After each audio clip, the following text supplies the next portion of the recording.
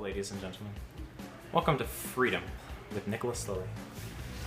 Here, we're going to talk about why freedom is so much better than security, and why Nicholas Lilly is going to be dumb.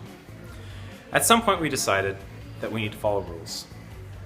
Well, the argument between freedom and security is absolutely ridiculous. Thinking that security is more important than freedom is like thinking nobody should go outside when it's raining because some of us are made of sugar, apparently. Just like French philosopher Jacques-Jean Rousseau tried to explain, people are good, and it is rules that make us turn against each other. People think, if I can get to the top, I can make the rules how I want them to be, and I can use this to gain power. And just to prove that security doesn't always mean safety, well, let's look at some numbers. 67% of Canadians think that the Syrian refugees may contain some terrorists. Okay. But in the US and the UK, that averages out to 85% of people that think so.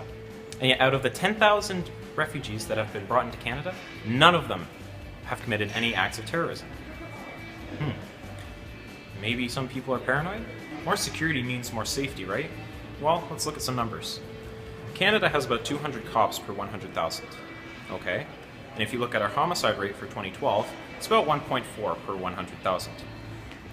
But if more security means more safety, then the US, with 350 cops per 100,000, should have a smaller homicide rate. It's not true. Their homicide rate is 3.8 per 100,000.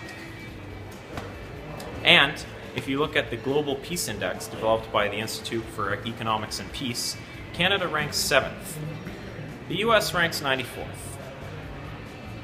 Iceland, who is ranked number 1, only has a homicide rate of 0.3, and they only have 10 more cops per 100,000 than Canada. So if we're looking at the numbers here, well, it's not security that actually reduces crime. It's not security that actually does anything. It's how people are raised. Iceland has one of the best educational systems in the world. So maybe it's how they're raised. And you can have guns in Iceland. If you want to have a weapon, you can have one.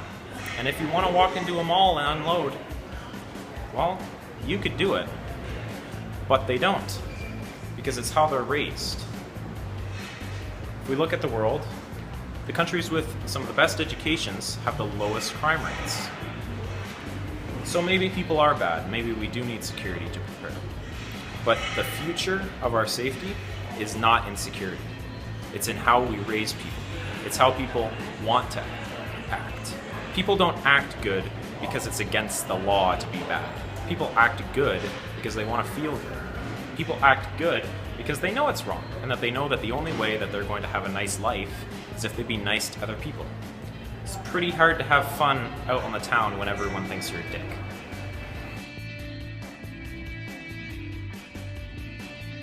Hi ladies and gentlemen, I'm going to talk to you about why security is better than freedom. So technically, I'm going to be bidding Nick. So, security and freedom, two very important things to make a community function properly. Has anyone ever seen the movie The Purge? Well, could you imagine your life like that every single day? Without security laws and regulations, it would be chaos, which makes it important for us to have a really well balance of security and freedom, but more so security. In 2012, there was 69,539 police officers in Canada, which is a lot compared to 2011. Since then, there has been an increase of 115 police officers. Because of the increase of number of police officers on the streets, there has been a decline in crime rate. For example, in 2011, the crime rate was 24% lower than in 2001. Choosing freedom over security, we would be sacrificing so many things. For example, when we're getting into a plane, we wouldn't be getting searched and we could bring anything on the plane. We would be allowed to carry a gun anywhere we went. When someone would break into our house, we wouldn't have anyone to call. Many people rely on security without even thinking about it. Like Thomas Hobbes said, think about your life without security, without government, without a society, and all the freedom you would have to do whatever you pleased. But if you have that freedom, so does everyone else. And whatever you can do to them, they can do to you.